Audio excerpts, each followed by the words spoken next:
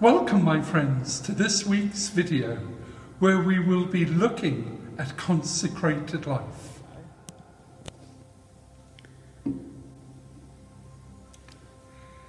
In 1997, Pope St. John Paul II declared on the 2nd of February the feast of the Presentation, Candlemas Day, to be a day where we celebrate consecrated life.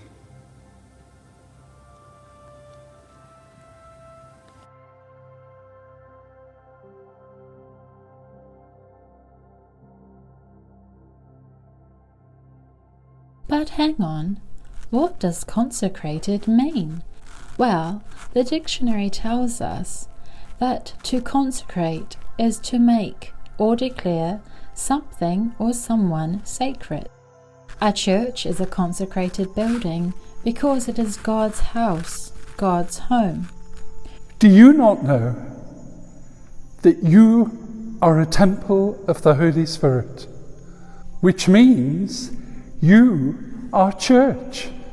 Just as we can consecrate a building and say that this room, this place, these four walls are for God and for His use only, we can consecrate people too.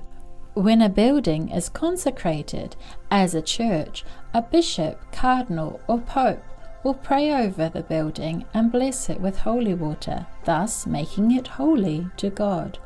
Well, guess what? This same holy water is used when we are baptized and become part of God's family, God's people. When we are baptized, we are made over to God. So, all the baptized children of God are consecrated. In a very special way, priests, brothers, sisters, monks and nuns live their lives for God. They are made over to the service of God and neighbour, making vows of poverty, chastity and obedience. So, how do you get there? Well, here are a few stories of the beginnings, the aha moments of those who are living the journey. I was 6 years old. I was at a funeral and I overheard a conversation between my grandparents and someone from Ireland, and they spoke of poor Clares leading a gospel life. Something clicked within me and said, this is what I want to do. And the journey began. Then one day when I was praying before the Lord, it came to me that God was calling me to the religious life. It was a very deep conviction. And my response was, oh Lord, you've got to be joking. I was 18 at the time and at university. I was practicing tennis, volleying balls against our garage door, and the thought came to me, I shall be a nun. I was not yet a Catholic. It seemed utterly impossible, and I was horrified. When I was grade 5, there were two sisters, Notre Dame sisters, who visited our school. And they told us that after their visit, they will be going to some families who have sick members. Then right after they have said that, I volunteered myself if I could go with them, because I really wanted to be like them when I will become older. The Monday after Trinity Sunday, I was waiting in the traffic lights to change at a large roundabout in London. It was 8:25 in the morning. I knew without a doubt that I should become a poor Clare. I was 12 when I first realised God was calling me to religious life. I went to the centenary celebrations of the founders of the sisters I was at school with, and that was it. But it took God a lot longer to get me to the poor Clares. And when I was about 16, I went into a church, and I was the only person there except for some invisible body somewhere playing the organ. And I was just, I suppose, mesmerised, captivated by the place. And it just seemed to offer me something completely other, completely beautiful, and I wanted that. And I suppose that was, you could say, the beginning of my religious vocation. Yeah, the first time I decided to join the religious life, in fact, I'd never seen any African nun, but there were foreign sisters who were working in our parish. Some were involved in school, some were involved in the hospital. So I just admired them, and from there I thought I could also be like them.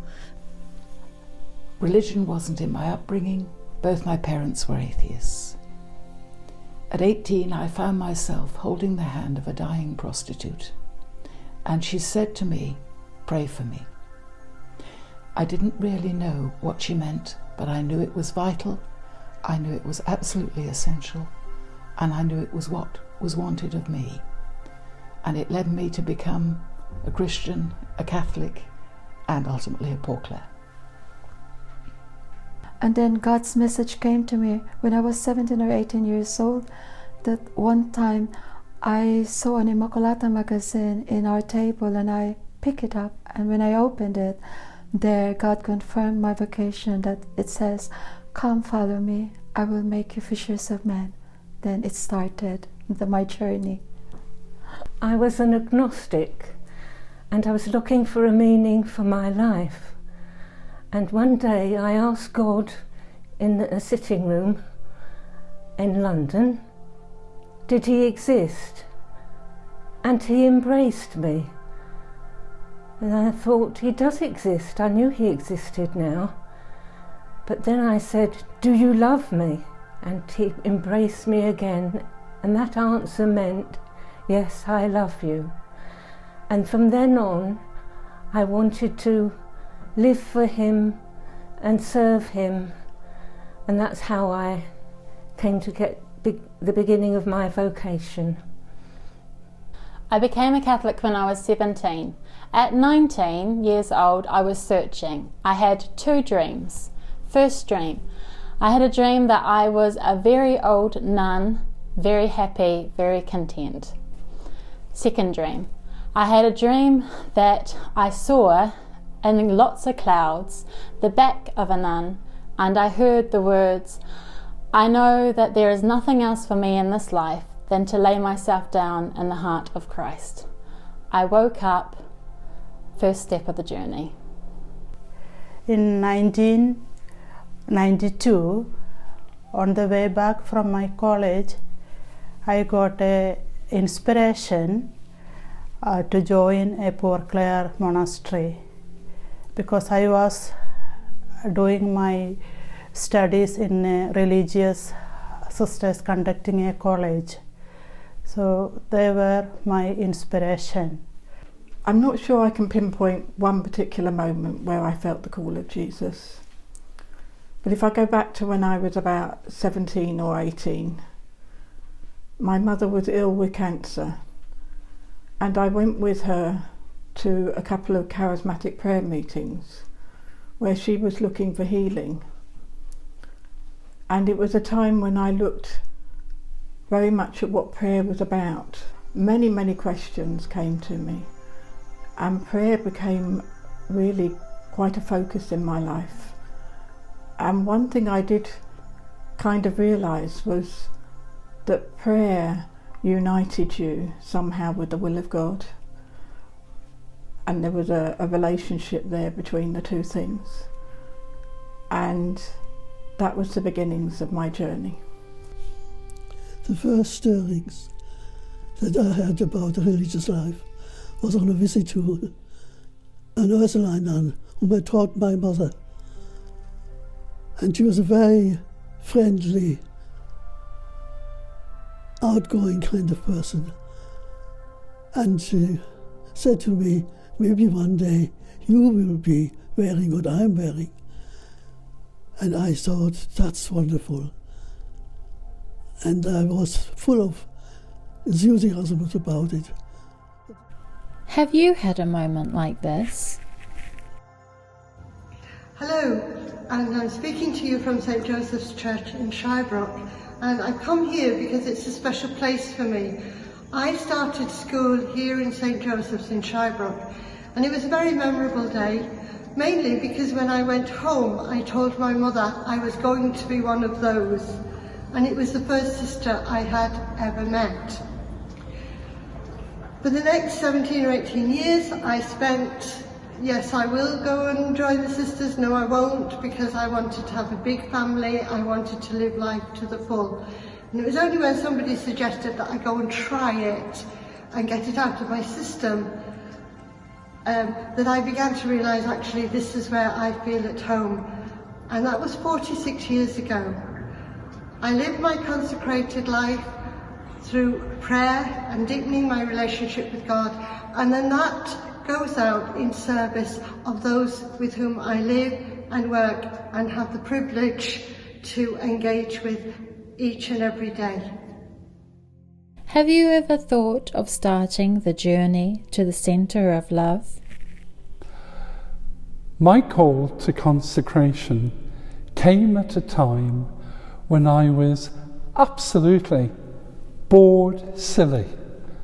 I was 15 years of age and I was in the library waiting to go to class, and I was bored, and I was rummaging through the magazine rack, and out fell a magazine on the Brothers of St. John of God. I picked it up, wished through it, and then threw it back in the rack and went off to class. Roughly a year later, consciously or unconsciously, similar thing happened. Rummaging through the magazine rack, and out fell onto the floor the magazine I was reading a year ago about the life of the Brothers of St. John of God. And it was from that instant that I felt God was calling me to be a consecrated religious in the Hospitaller Order of St. John of God. And what an exciting 33 years I lived as a brother of St. John of God. Not without its problems, not without its challenges, but an absolutely amazing life. May God continue to bless the Brothers of St. John of God.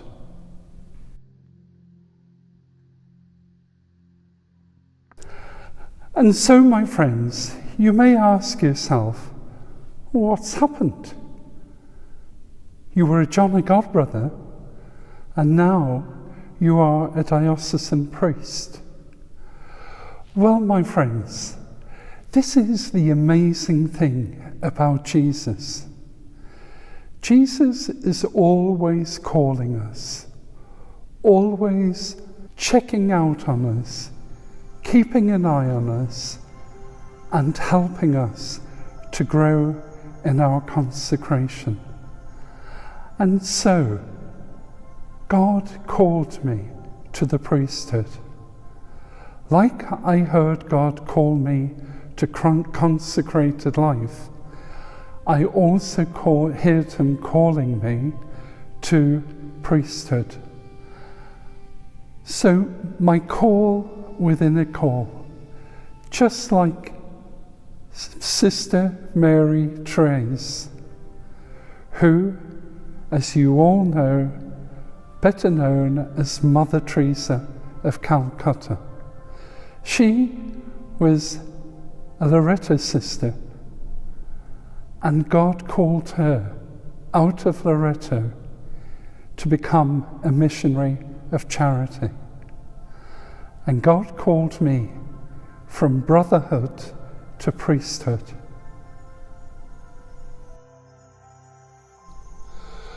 As a brother of St. John of God, my life was one of service, serving the poor, the sick, and the needy.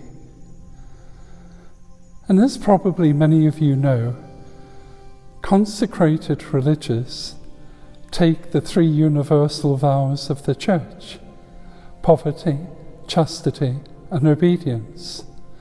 As a brother of St. John of God, we had the privilege of making a fourth vow, the vow of hospitality.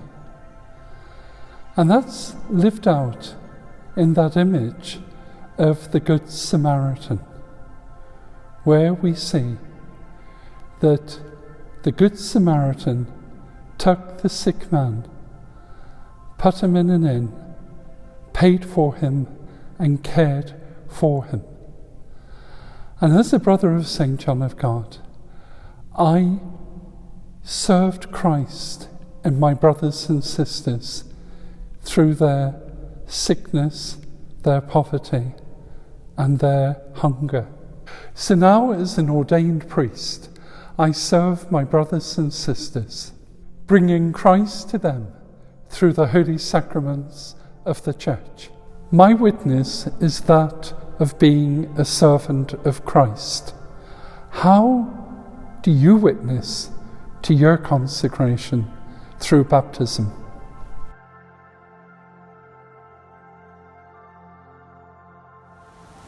As Sisters of Nazareth, the day of consecrated life is very important for all the sisters in our congregation, as it celebrates the dedication of our lives as religious sisters. It makes our dedication visible as part of the wider Church and highlights our role in the local parish and diocesan community.